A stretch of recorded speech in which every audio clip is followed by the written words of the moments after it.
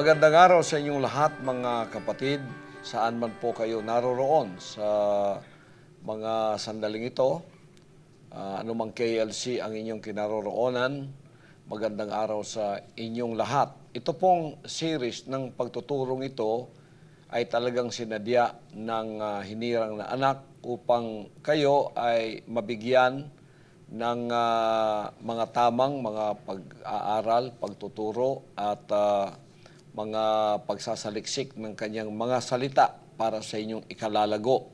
At alam kong napakarami sa inyo ngayon ang pumasok sa kaharian ng ating dakilang Ama upang ating malaman ang lahat ng mga bagay na ito mula sa ating dakilang Ama, sa pagiging anak natin na pumasok na tayo sa kasunduan o sa covenant na tayo ay maging tunay niyang mga anak na mula ngayon ay hindi na tutupad sa ating sariling kagustuhan, kalooban, kundi ang kagustuhan o kalooban ng Ama ang atin ang susundin mula ngayon. So, ang inyo pong hinirang na anak bilang unang pangunahing anak sa pagsusunod sa Espiritu ng ating dakilang Amang Panginoong Jesucristo, ay narito upang kayo ay i-guide ko, upang kayo ay gabayan ko sa inyong mga espiritual na paglago. Mula sa inyong kitbog, pupunta kayo sa mga daan ng espiritual na paglago. Ito yung inyong tamayong experience o karanasan para sa paglagong espiritual. Na ako po yung mamamahala sa lahat ng mga pangangaral at pagtuturong ito. So sa ngayon, ang una nating pag-aaralan ay walang iba kundi ang patutunguhan ng kaluluwa ng tao. Mahalaga ito sapagkat narito tayo sa kaligtasan kung saan ang ating mga kaluluwa ang napaka-importante na ibinigay ng Ama sa atin. Dahil diyan mahalaga tayo para sa kanyang kaligtasan. At upang ating malaman ang kasagutan, tandaan natin na ang mga salita ng Ama lamang ang batayan ukol sa kaluluwa, kaligtasan ng kaluluwa at sa patutunguhan nito. Sinabi ng Juan 5:39 sa ating sariling wika, ganito ang nakasaad, "Saliksikin ninyo ang mga kasulatan, sapagkat iniisip ninyo na sa mga yaon ay mayroon kayong buhay na walang hanggan, at ang mga ito'y siyang nangagpapatotoo tungkol sa akin." Ito, napakahalagang turo ng ating Ama na ang tao ay dapat na pumunta sa mga pagsasaliksik ng mga salita ng Diyos tulad ng ginagawa ko sa lahat ng panahon, MTWP ka on Sundays, and then sa ating mga programa sa telebisyon tulad ng Give Us This Day, Powerline. Inuulit-ulit ko ang napakahalagang mga bagay na ito patungkol sa ating pagsasaliksik ng kanyang mga salita.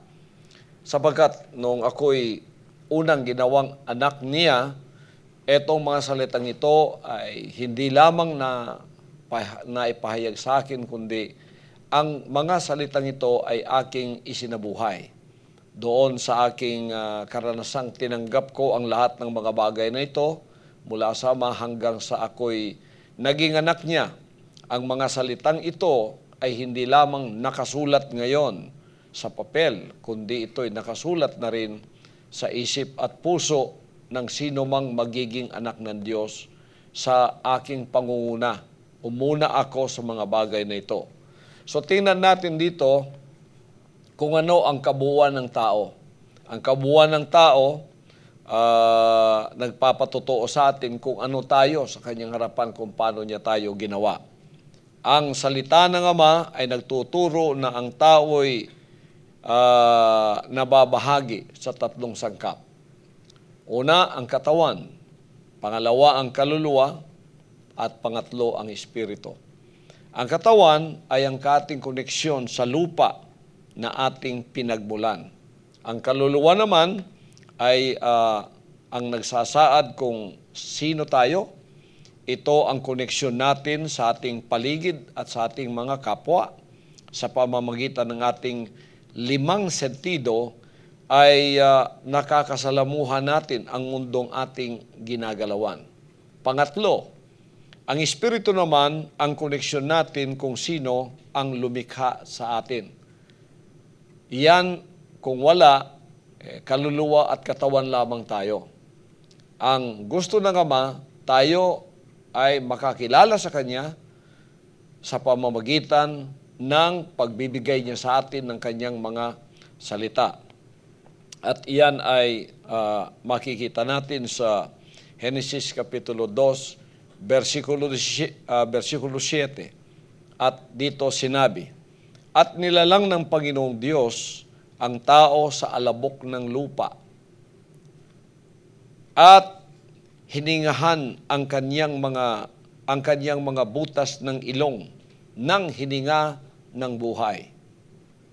At ang tao ay naging kaluluwang may buhay." Ito ang pagkagawa natin sa harap ng ating dakilang Ama. Nang tayo ay naporma na mula sa alabok ng lupa, hiningan niya tayo sa butas ng ating ilong at ang tao ay naging kaluluwang may buhay. Pero hindi pa sapat ang tao na may buhay. Wala naman siyang espiritu.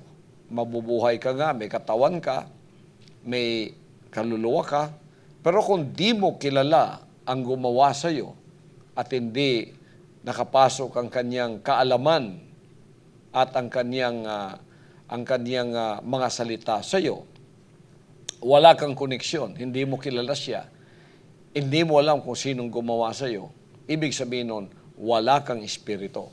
Pero hindi ganon ang nasa ng Diyos at pakay niya nang tayo'y gawin. Gusto niya tayo ay maging kompleto. Kaya ang espiritu na ibibigay niya sa atin na nagmumula sa kautusan o ng mga salita niya na lumikha sa atin, eto na nga yung mga tinatawag na Word of God o mga salita ng Diyos. Ito ay mga binhi. Basta salita, mga binhi yan sa Espiritu na ipinunla sa atin ng Diyos. Ayon sa sinabi niya sa Juan 6, versikulo 63. At ito ang sinabi ng ating dakilang Ama dito sa wikang English. "It is the Spirit that quickeneth, the flesh profiteth nothing. The words that I speak unto you, they are spirit and they are life." Sa ating sariling wika, ang Espiritu nga ang bumubuhay sa laman ay walang anumang pinakikinabang. Ang mga salitang sinalita ko sa inyo ay pawang espiritu at pawang buhay. So, itong mga salitang naririnig ninyo ngayon mula sa dakilang Ama at sa pamamagitan ng kanyang hinirang na anak, ay mga espiritu ngayong magbibigay sa inyo ng buhay. Ano yung buhay na yon? Buhay espiritual. May connection ka na sa lumalang sa iyo. Alam mo na kung sino siya. Malalaman mo kung sino siya. Kaya sa ating paglago, hindi lamang isang salita ang ating tatanggapin sa Kanya. Hindi lamang isang kautusan ang tatanggapin natin sa Kanya. Bubuuin ng Ama ang lahat ng Kanyang mga salita na tatanggapin naman natin hanggang sa tayo ay lumago at tayo ay umabot na sa antas ng pagiging tunay na anak. Aalis na tayo sa pagiging bata sa lahat ng kaalaman patungkol sa Kanya. Pupunta na tayo sa ganap na pagkakilala kung sino ang ating dakilang Ama. Ang Genesis Kapitulo 2, 16 hanggang 17, ito naman ang sinasabi. "At inutos ng Panginoong Diyos sa lalaki na sinabi, sa lahat ng punong kahoy sa halamanan ay makakakain ka ng may kalayaan. Datapwat sa kahoy ng pagkakilala ng mabuti at masama ay huwag kang kakain, sapagkat sa araw na ikaw ay kumain niyaon ay walang pagsalang mamamatay ka." Kita mo no, mga kapatid, nakikita po natin dito ang maliwanag na pagbibigay ng Ama ng kautusan sa tao. Ito na yung pasimula na ang mga salitang ito na walang iba kundi ang binhi ng Espiritu ay maipunla na sa tao. At ang utos ay ating narinig. Sa lahat ng mga bungang kahoy sa halamanan ay pwede kang kumain. Ngunit sa puno ng kaalaman ng pagkakilala o sa kahoy ng pagkakilala ng mabuti at masama ay huwag kang kakain, sapagkat sa araw na ikaw ay kumain niyaon ay walang pagsalang mamamatay ka. Napakaliwanag nitong utos na to na kailangang sundin ng tao at kanyang ipasok sa kanyang isip at puso. Ngunit mga kapatid, alam natin kung sa pagpapatuloy ng ating istorya kung bakit ganito tayo ngayon. Nag-uusap patungkol sa kung paano tayong maliligtas, kung paano tayo makakabalik sa dakilang kalooban ng Ama, sapagkat ang tao ay hindi sumunod sa utos na yon. Kaya naputol ang kanyang koneksyon mula sa ating dakilang Ama, hindi naganap, hindi nabuo ang mga salita o utos pang susunod, sapagkat ang tao sa kanyang pagsuway ay nahiwalay siya sa Diyos na lumikha sa kanya. Iyon ang tinatawag na spiritual na kamatayan. Hindi mo na naririnig ang iba pang mga salita niya na nakakapasok sa iyo. At siya ay naniwala sa udyok ng masama ni Satanas, ni Lucifer, ng Diablo, na sinabi ba ng Diyos na ikaw ay mamamatay kung ikaw ay kakain sa bunga ng punong kahoy na ito? Sinabi ng babae, tama yon, kami ay mamamatay. Sinabi ng Diablo, hindi kayo mamamatay, magiging Diyos kayong katulad niya. Kaya't, mga kapatid, naengganyo ang tao, sumuway siya sa utos na maliwanag, at siya ay nawalay sa Diyos sa pamamagitan ng Espiritu na kanyang sinunod. Imbes na ang Espiritu ng Diyos na lumikha sa kanya, ang pumasok sa kanya, at makikilala niyang ang gumawa sa kanya ay siya palang kanyang ama, si Satanas ang kanyang sinunod, kaya ang binhi ng ahas o ng serpent seed ay pumasok sa tao at ang koneksyon niya ngayon sa Espiritu ay hindi sa Diyos na lumalang sa kanya, kundi sa Diablo na siyang tumukso sa kanya at siya naman ay naniwala at sumuway sa utos ng Diyos, kaya't mula noon ang tao nawalay na sa kalooban ng Ama, patay siya sa espiritual, sinunod niya ang kanyang sariling kalooban, si Satanas ngayon ang nagpapaikot ng kanyang mundo, at si Satanas ngayon ang naging ama niya sa espiritu. At ang orihinal na plano ng Ama na nang dinikhain niyang tao ay sana maging katulad niya. Sana makapag-produce siya ng isang taong ginawa niya mula sa lupa, binigyang buhay na may manifestation nakikita dito, hindi siya espiritu, may laman siya, ngunit katulad niya. Hindi po nangyari yon dahil sa pagsuway. Ngunit ang orihinal na plano ng Diyos ay ibalik ang tao sa orihinal na plano na kung saan tinakda ng Diyos para sa Kanya. Ito na ngayon ang ating pag-uusapan sa series pa ng mga leksyon na aking ituturo, ibabahagi sa inyong lahat. Kaya sinabi ng Henesis 1:27, at nilalang ng Diyos ang tao ayon sa kanyang sariling larawan, ayon sa larawan ng Diyos, siya'y nilalang niya sila na lalaki at babae. Ano yung anyo ng Diyos na nasa sa atin? Walang iba kundi ang ating freedom of choice, kundi yung kapangyarihang tayo'y pumili. Kung ano ang masama, kung ano ang mabuti, alam natin, ngunit hindi tayo pipigilan ng Diyos. Kung ano ang ating napili, yon ay nasa ating kapangyarihang binigay niyang gawin natin. Sa kasamaang palad, Pinili ng tao na sumuway. Kaya nagkasala, nawalay, namatay sa espiritu, hindi na narinig muli ang boses ng Diyos. Ang sinusunod niya ngayon, ang kanyang sariling kalooban. Pinalitan ni Satanas ang Diyos at ang tao ang kanyang itinalagang pumalit. Naniwala naman ang tao, kaya't ang tao ay naging Diyos sa kanyang sarili na sinusunod ang kanyang sariling kalooban. Ngunit, ang kalooban ng Ama, manumbalik tayo, maibalik tayo sa original na plano. Na sa mga series natin, tulad ng sinabi ko hanggang sa katapusan, papunta na po tayo doon. Kaya may finished product from the fallen Adamic race na ngayon ay nagsasalita sa harapan ninyo bilang hinirang na anak. Kita ninyo, ang kinahahantungan ng pagbagsak ng tao ay kasamaan nung siya ay sumuway at siya ay nawalay. Batid natin ang plano ng Diyos ay nasalungatan ng espiritu ni Satanas, ni Lucifer, ng demonyo. At naniwala ang tao dito at kaya't siya ay nawalay at namatay siya sa kanyang kaugnayan sa Diyos. Kaya sinabi ng Juan Kapitulo 10, versikulo 10, hindi pumaparito ang magnanakaw, kundi upang magnakaw at pumatay at pumuksa. Yan ang ministry ni Satanas.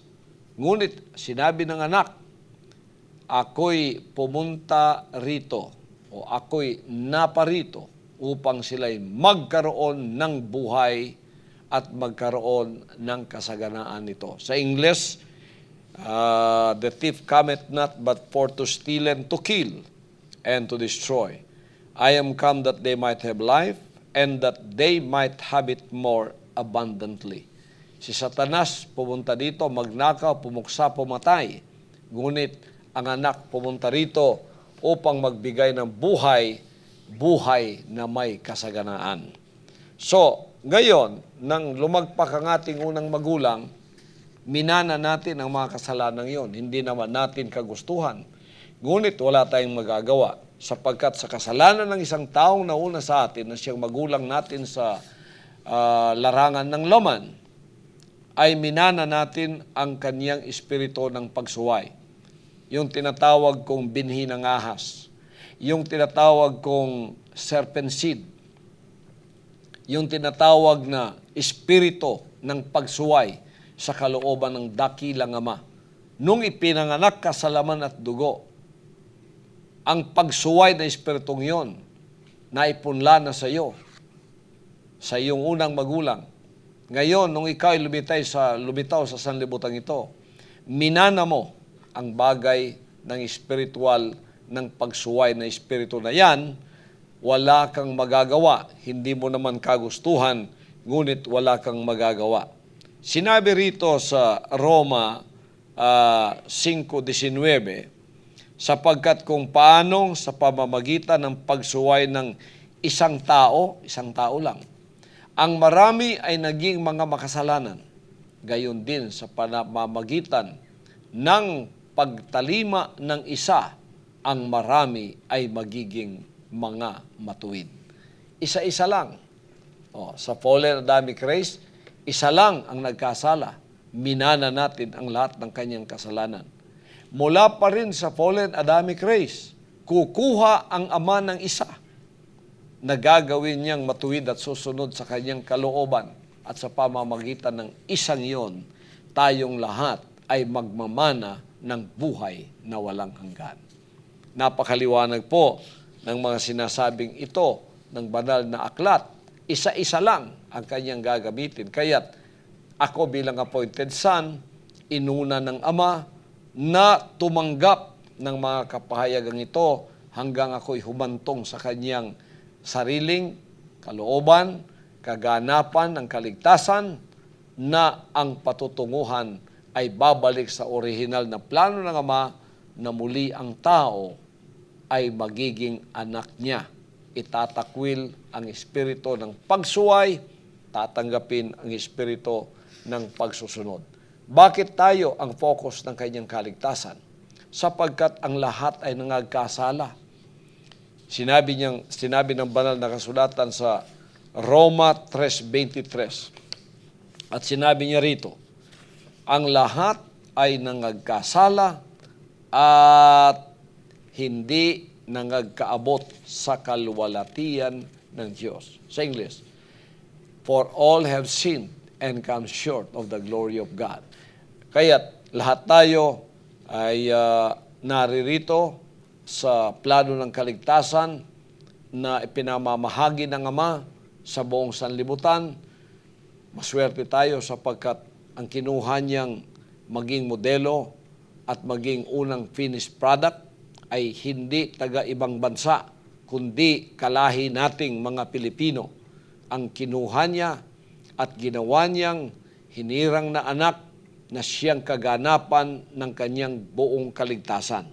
Na kung paanong ginawa siyang anak, ganun din naman ang prosesong gagawin niya sa ating lahat na susunod sa Kanya, sapagkat siyang ginawa niyang tahanan, ginawa niyang residensya sa lupa, ginawa niyang audible voice, upang ang lahat ng mga anak niya sa buong sanlibutan tawagin, piliin, hirangin, na maging katulad ng modelo na walang iba kundi ang hinirang na anak.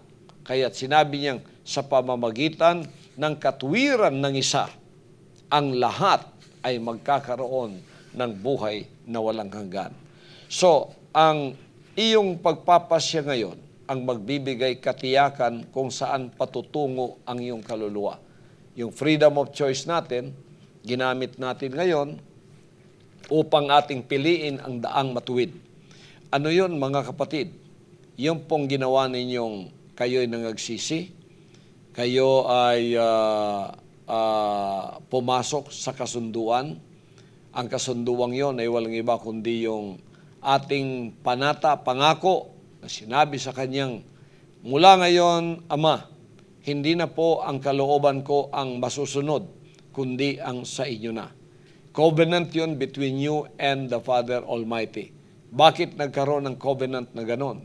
Sapagkat ang tao ay hindi niya pwedeng pilitin. Pwede lamang niyang sabihan kung ano ang mga kapamaraanan na makabalik siya sa original na plano ng Diyos. Ngunit nasa sa tao na ang pagpili kung siya ba ay papasok sa kasunduan na hindi na ang kanyang kalooban ang matutupad, ang Diyos na ang kanyang magiging Diyos, at ang dakilang kalooban ng Diyos ang kanya nang susundin. Nasa sa ating lahat yon. Kayo, kasama ko, ay pumili ng isang matuwid na pagpili. Ito ay ang pagbabalik loob natin sa Diyos sa pamamagitan ng pagsisisi na yung espiritu ng pagsuway na ginawa tayong Diyos, kapalit ng tunay na Diyos, na naging Diyos tayo sa ating sariling, sinusunod natin lamang ang ating sariling kagustuhan na hindi naman natin alam kung ano ang kagustuhan ng Diyos, kaya't ang ating sinusunod, naging Diyos tayong kapalit niya, isusuko na natin ang espiritong yon ng pagsuway na hindi kinagigiliwan ng Diyos at kusang loob sa pamamagitan ng ating freedom of choice, magbalik loob sa Kanya at sasabihin, ngayon, Ama, ang pasimula ng aking bagong buhay, tatanggapin ko mula sa iyo ang kapangyarihan na maging anak ng Diyos, na hindi ko nasusundin ang sarili kong kagustuhan, kundi ang sa iyo na ang masusunod sa aking buhay. So, pasya natin yon, na siyang magbibigay katiyakan kung saan patutungo ang kaluluwa mo. If you reject, o kung iyong itinakwil o hindi tinanggap, at ginamit mong freedom of choice mo na magpatuloy ka sa iyong kasalanan, ibig sabihin ng kasalanan, magpatuloy kang tumupad lamang sa iyong kagustuhan, ayaw mong malaman kung ano ang kalooban ng Amang nakikipag-usap sa iyo sa huling araw na ito, tiyak na ang iyong patutunguhan ay kapahamakan. Ngunit sa katapusan na dulo ng buhay mo, wala kang ibang masisisi, wala kang ibang mapapagtuunan ng iyong mga pagsisisi, kundi ang sarili mo na rin, sapagkat hindi tayo pinilit ng Diyos. Hindi tayo pinilit pumasok sa langit, hindi rin tayo niya ibubulid at pipiliting pumasok sa impyerno na hindi natin gusto. Sa lupang ito, habang tayo ay buhay at naririto, malaya ang ating pagpili kung ano ang ating desisyong gagawin. Siya ang magiging kapalaran natin sa huli ng ating mga buhay. Either ang ating desisyon ay itutuloy nating tayo'y pumasok sa buhay na walang hanggan, o ang ating magiging desisyon ay itutuloy tayo na pupunta sa walang hanggang kapahamakan. Nasa sa ating kamay yan sa mga sandaling ito. At sa dulo ng ating buhay, kung tayo ay mamamatay physically, may kahatulang darating. Sinabi ng Hebrews 9:27, kung paanong itinakda sa mga tao ang mamatay na minsan, at pagkatapos nito ay ang paghuhukom. And it is appointed unto men once to die, but after death is the judgment. So sa katulad, haharap ka sa Kanya, isa lang naman ang magiging tanong ng Diyos sa tao. Sasabihin ng Diyos sa tao, sinunod mo ba ang aking kalooban? Marami kang sasabihin ginawang mabuti. Marahil member ka ng relihiyon at denomination noon, pagtayo mo at sasabihin mong, gumawa ko ng propesiya, Ama, ako'y nagpalayas ng mga demonyo, ako'y gumawa ng maraming mga bagay na kababalaghan o wonderful works, o ilang Guinness Book of World Records ang aking natamo, o may mga charitable operations kami sa buong bansa, at napakarami naming pinakaing tao, napakarami naming tinulungang tao. Sasabihin ng Ama sa iyo, hindi lahat ng tumatawag sa akin, Panginoon, Panginoon, ay makapapasok sa kaharian ng langit. Ang sumusunod lamang sa kalooban ng aking Amang nasa langit. Ang pagsusunod ay hindi mo naman alam, dahil hindi mo rin alam kung ano ang tunay na pagsisisi. Ano ang iyong isasagot sa araw na yon, kapatid? Hindi mo alam kung ano ang tunay na pagsuko. Hindi mo alam kung ano ang pagpasok sa kasunduan, agreement, covenant, na pumunta siya rito bago may sauli sa atin ng sonship and kingship, ay papasok tayo sa kasunduang hindi na nga ang ating tutuparin, ang sa Kanya na. Hindi sapat na ikaw ay sumampalataya at sinabing, nananampalataya ako sa iyo na ikaw ang tagapagligtas, ligtas ka na. Hindi po hanggang doon lamang yon. Paniniwala pa lang yon. Pangalawang hakbang yan, dapat ikaw ay tumanggap ng iyong pinaniwalaan. Hindi pa sapat din yon. Kailangan ikaw ay umakbang sa unang hakbang ng iyong pananampalataya. Magsisi ka at sa totohanang paraan, lumapit ka sa Kanya at sabihin, mula ngayon, hindi na ang kalooban ko ang matutupad, ang sayo na. Hindi pa rin sapat yun. Susubukan ka pa, dadalhin ka sa iyong tamayong, at doon ipadadaan ka sa apoy kung paano kang dumaan sa tubig ng paglilinis sa iyong pagsisisi. Ikaw naman ay susubukan ngayon sa kapagsubukan ng apoy. Yan ay ang iyong tamayong at ang iyong mga sinabi kung ito ba'y totoo o hindi, malalaman pag binisita ka ng apoy. Ano ang apoy? Dami po niyan. Na-enumerate natin at pag-aaralan natin sa susunod nating series of lessons. Ano yon? Mga kapagsubukan, mga kahirapan, mga hadlang, na ang layunin ay magpahina ng iyong pananampalatayang makasunod sa Kanyang dakilang kalooban. Mga kaibigan at mga kapatid at mga bagong converts at bagong member ng Kingdom Nation, dadaanin ninyong lahat ito upang mapatotohanan kayo nga ay genuine, totoong nangapagsisi. At kung kayo ay umabot na sa antas na kayo'y lumagpas na sa pagiging alipin o utusan lamang, mga kapatid, darating kayo sa pangatlong antas na kayo ay kukupkupin na maging mga tunay na anak o tinatawag na adoption of sons and daughters. Pag umabot kayo doon sa puntong yon, ang orihinal na plano ng Diyos ay natupad na sa buhay mo. Ang orihinal niyang planong ikaw ay kanyang maging tahanan, natupad na sa buhay mo. Ang orihinal na planong siya ang iyong magiging ama at ikaw ang tunay niyang magiging anak. Siyang iyong magiging Diyos at ikaw ang tunay niyang magiging anak, ay matutupad na sa buhay mo. Tulad ng ito'y natupad sa buhay ko. Kaya't ako'y pinadala ng dakilang Ama upang isiwalat ang mga bagay na ito at sabihin sa mga tao, kahit saan man sila, lupalop ng sanlibutan, wala pong diferensya, wala pong kinalaman ang kultura, ang rasa, ang relihiyon. Itabi pong lahat yon sapagkat walang kinalaman sa ating kaligtasan yon. Ang atin lamang pong dapat malaman, ginawa tayo sa imahe ng Diyos. At tayo, pag bumalik sa Kanya, ay hindi kikilalanin kung anong relihiyon mo, kung ano ang rasa mo, kung anong kultura mo, kung saan ka galing.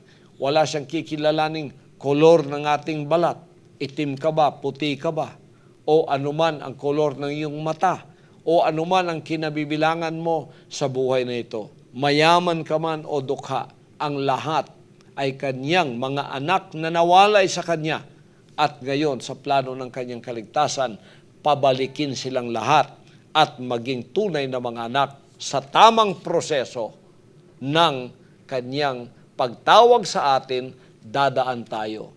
Kaya't mahalaga po yung tinatawag na repentance o pagsisisi, na kahit ano ang ginawa natin sa mundong itong kabutihan, pag hindi tayo dumaan sa prosesong iyon, ang espiritual nating kaugnayan sa Kanya ay hindi magiging ganap. Anuman ang relihiyon nating itayo o pasukin, anuman ang denominasyon nating itayo o pasukin, hindi po sapat yan upang tayo ay maaring makabalik sa Kanya. Sapagkat ang kaligtasan ay hindi naman po pang-institusyon, pang-organisasyon. Ang kaligtasan ay bagay na espiritual, nangyayari sa espiritual na antas ng buhay ng tao. At dito ay makikita natin sa espiritual kung tunay nga ba na ikaw ay nakaunawa ng mga bagay na itong kinalaban mo ang Diyos, na naging Diyos kang katulad niya. Kaya't hindi maaaring hindi mo isuko yung pagiging Diyos mo at kikilalanin mo siya ngayong siya lamang ang Diyos na tunay. Kaya't importanteng isuko mo, magsisi ka. Sinabi niya sa Lucas Kapitulo 13, versikulo 3, sinasabi ko sa inyo, hindi datapwat malibang kayo'y mangagsisi ay mga mamatay kayong lahat na sa gayon ding paraan. Ano man ang gawin natin? Pag tayo ay hindi po naging matagumpay sa bagay na ito o iniwasan natin ito tulad ng ginagawa ng mga denominasyon at relihiyon, kung paano nilang iniiwasan ang bagay ng leksyon ng pagsisisi, ay hindi po natin maaring iwasan yun para makapasok tayo sa buhay na walang hanggan. Kaya dito, lesson po talaga ang pagsisisi, tulad ng dinaanan ninyo na ang ating pong pagpasok sa kanyang kasunduan, na tayo ay magiging mga anak niya, imposibleng mangyari kung walang pagsisisi. Mamamatay tayo sa ating mga kasalanan kung walang pagsisisi. Kaya itinabi niyang relihiyon at denominasyon sapagkat ang bagay na yan ay kanilang iniwan, kanilang hindi pinansin, at kanilang itinakwil, o kung hindi man, ay hindi binagyan ng kahalagahan. Kaya hindi sila naging mga anak ng Diyos. Hindi na-produce sa kanila ang hinirang na anak. At mula sa hinirang na anak, marami pang magiging mga hinirang na anak na babae at lalaki. Ngunit dito po sa pamamahala, pangangasiwa ng appointed son, ang lahat ng mga bagay na ito ay ating malalaman. Panguna lamang po ito sa mga series ng aking mga pagtuturo at pag-aaral natin sa inyong paglagong espiritual. Sa susunod, pag-aaralan natin ang isa pang lesson na napakaganda na sinasabing paano maging malapit sa Ama. So hanggang sa susunod nating pagkikita sa ating pangalawang leksyon para sa inyong lahat ng mga anak na bagong pumasok sa pintuan ng kaligtasan na walang iba kundi ang anak upang kayo'y makakilala ng ganap at lubusan sa ating Amang makapangyarihan. Narito ako para sa mga bagay na ito upang ibahagi sa inyo ang inyong dapat gawin upang maging tunay, ganap at matured na mga anak ng Diyos. Hanggang pong sa ating susunod na pagkikita, antabayanan ang susunod nating mga aral at mga turo na alam kong magpapalago sa inyong espiritual na pamumuhay na may kaugnayan sa Amang makapangyarihan tulad ng kanyang hinirang na anak. Pagpalain kayong lahat ng ating dakilang Ama. Amen.